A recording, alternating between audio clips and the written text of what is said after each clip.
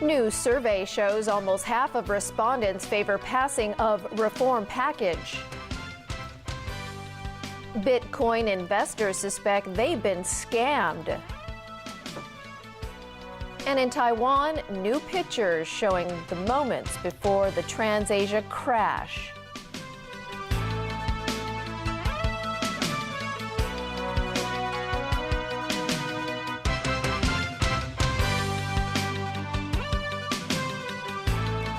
Hello and a very good evening. A new poll has found that almost half of the respondents want the Legislative Council to pass the government's reform package for the 2017 chief executive election. Meantime, 38% said no. Rani Samtani reports.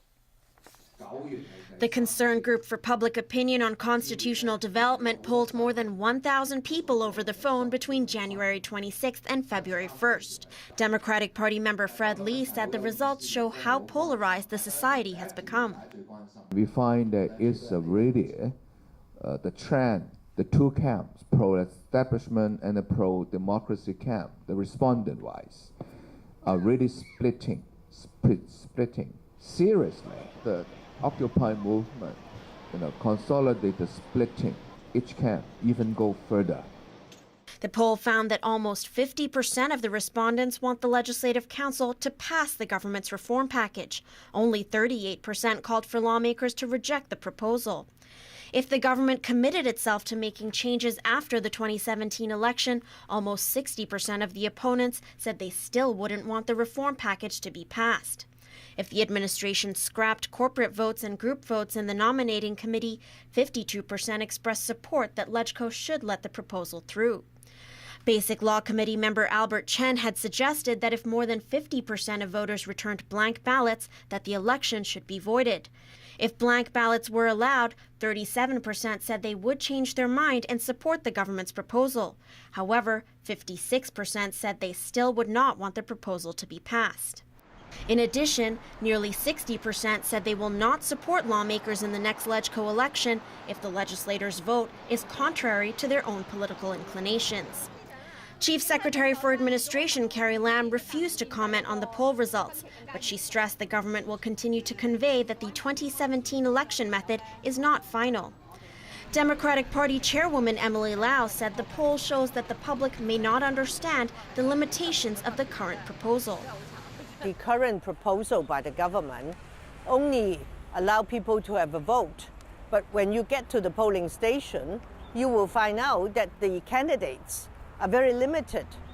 They are only the ones anointed by Beijing and the tycoons. And we have to do our best to explain to the people. And I'm quite certain when they really get the message, they will not ask us to support the government proposal. Lau reiterated that her party will veto any reform package that is based on the framework set by the National People's Congress Standing Committee. Rani Samtani, TVB News. A group of investors suspect they've been scammed by a Bitcoin trading company. As Owen Fung reports, they will report the matter to the police on Wednesday.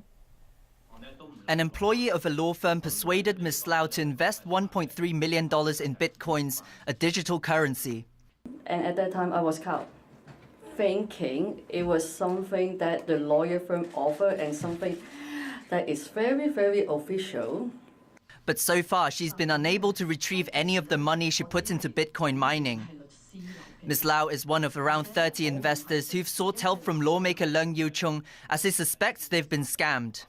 On average, they've each handed over around $1 million to the Bitcoin trading company. The investors said they were persuaded to sign non-refundable contracts that are worth around $360,000 to $450,000 each. They were told that they would be able to accumulate 233 Bitcoins within a year with every contract signed.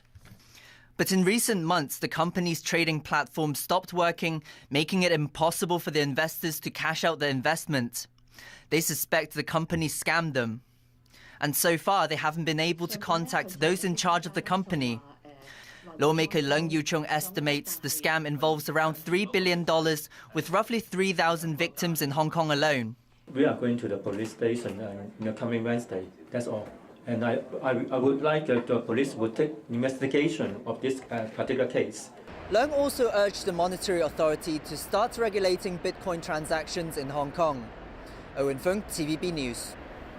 The flu virus took at least another 2 lives today, pushing the total number of deaths in this outbreak to 142. The health chief is urging those at high risk to get vaccinated, concerned that people catching both the seasonal and avian flus together could allow the viruses to form new mutations. Diane To has more. Health authorities say this year's flu season has peaked more quickly and urgently than expected, but they insist they can handle it. Hospital Authority Chairman John Leung today tried to allay concerns over public hospital intensive care units reaching their capacity, with usage rate climbing to 90%. He said there are ways to absorb a potential overflow of intensive care patients, including the use of high-dependency units. The hospital authority has increased the quota at general outpatient clinics, and part-time doctors and nurses are being hired to help out at accident and emergency departments. At the same time, we're going to give special honorarium to our doctors so that they can have the ward round during the weekend and holiday time. The authority and medical association are also calling on private doctors to keep some opening hours during the Lunar New Year holidays to relieve emergency rooms from non-urgent cases. Meanwhile, Secretary for Food and Health Ko Wing-man said he's most concerned about people catching the seasonal flu and the avian flu at the same time, as it could result in a new mutation of the viruses. Ko urged people at high risk for the flu to get vaccinated as soon as possible to prevent this scenario. Ho Pak Leung, president of the Center of Infection and Immunity at the University of Hong Kong, echoed the health chief's calls. But he also called on the government to reflect on its vaccination policies, saying that now is a good time to push for higher standards. This, he said, could help prevent unnecessary hospitalization and save a lot of public money in the long run. Diane To, TVB News. Taiwanese authorities today continue their search for 3 people still missing following the TransAsia plane crash 4 days ago. And representatives of the airline company met with relatives of the passengers killed in the crash to discuss compensation. New pictures that show moments shortly before the air disaster surfaced today. The ATR-72 aircraft was seen in a sharp descent just a short distance away from the roof of a 21-story building. The plane finally plunged in the Keelung River after one of its wings clipped a taxi and a bridge minutes after takeoff from Taipei Songshan Airport. Of the 58 people on board, 40 have been confirmed dead. 3 remain missing and 15 survived the crash. Rescue workers carried out more search operations along the river today, some of them using metal detectors to locate the missing passengers' watches or belts. Meanwhile, representatives of TransAsia met with relatives of the victims. The airline company has begun distributing 1.2 million Taiwan dollars, or about 300,000 Hong Kong dollars, to families of the deceased for funeral expenses. A second meeting will be held on Wednesday to discuss further compensation. In solidarity with Jordan, the United Arab Emirates is sending F-16 fighter jets to help conduct airstrikes against Islamic State. But the UAE has suspended flights as part of the U.S.-led coalition, citing search and rescue concerns after Jordan's pilot was downed.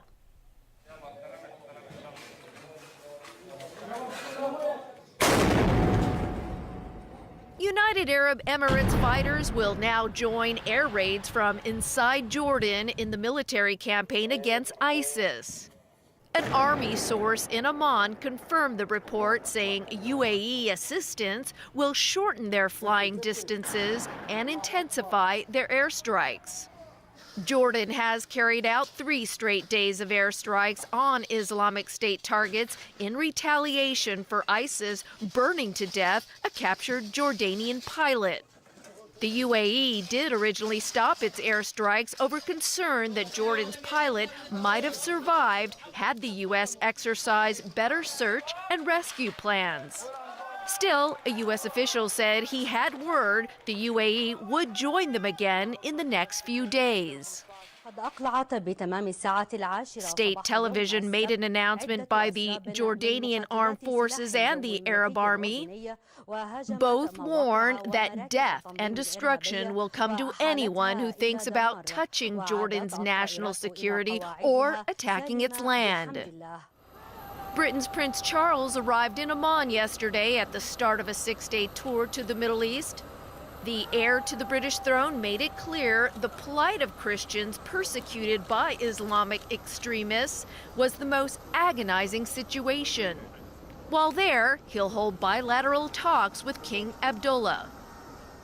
At a security conference in Germany, this Iraqi Kurdish leader was proud to say Peshmerga forces have defeated the myth of ISIS.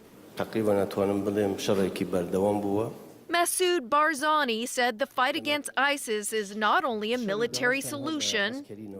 To eradicate ISIS from Iraq and Syria, he insists they must dry up their financial backing, and the religious Islamic establishment must also fight against them. Baghdad's decade-old nightly curfew ended at midnight Sunday, but just hours before that, several bombs exploded in and around the Iraqi capital, killing at least 40 people. The deadliest attack occurred in the new Baghdad section. Police officials said a suicide bomber targeted a street filled with hardware stores, killing 22 people and wounding at least 45. The bombings serve as a stark warning of the dangers still ahead in the country under siege by Islamic State militant group. Still, Baghdadis celebrated the end to the curfew at midnight, dancing in the streets and driving around freely. The move by Prime Minister Haider al-Abadi is part of a campaign to try to normalize life in Iraq's war-blighted capital. The leaders of Ukraine, Russia, Germany and France are set to have a telephone conference call later today to try to defuse the volatile situation in eastern Ukraine. They'll be discussing a new peace initiative put forward by German Chancellor Angela Merkel and French President François Hollande. The peace plan is believed to contain more details on the implementation of the previous Minsk ceasefire agreement. Alan Buckner reports. Speaking at a security conference in Germany, Ukrainian President Petro Poroshenko made it clear he's not open to any major revision of the Minsk Accord arrived at last September. The new German-French initiative is believed to have a redrawing of the demilitarized zone. I don't know nothing about these proposals. We have a basis for the whole negotiation is the Minsk agreement. The widely disregarded peace pact calls for a ceasefire and the release of all hostages. It also features a demilitarized zone. But the battle lines have changed since the September agreement as pro-Russian separatists continue to gain ground. Also speaking at the security conference was U.S. Vice President Joe Biden. He expressed a possible willingness on the part of Washington to provide Ukraine with weapons. We will continue to provide Ukraine with security assistance, not to encourage war, but to allow Ukraine to defend itself. Let me be clear. We do not believe there is a military solution in Ukraine. But let me be equally clear. We do not believe Russia has the right to do what they're doing. Biden, Poroshenko, and Merkel met on the sidelines of the security conference.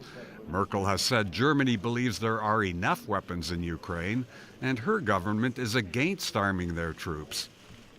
Speaking in Russia, President Vladimir Putin again denied assisting the pro-Russian separatists, but European officials acknowledge that Putin may have little incentive to negotiate right now, preferring to sit back and watch as the rebels seize more territory. Alan Buckner, TVB News. Well, Australian Prime Minister Tony Abbott is scrambling to end damaging uncertainty about his government's future direction. First, he came under criticism over the government's sagging approval ratings. Then, the final straw came last month, when Abbott insulted Australians by making Queen Elizabeth II's husband, Prince Philip, an Australian knight. Abbott has brought forward a special meeting to Monday morning. If a so-called spill motion passes tomorrow, The positions of the Prime Minister and his Deputy Foreign Minister Julie Bishop will be declared open. Abbott is counting on a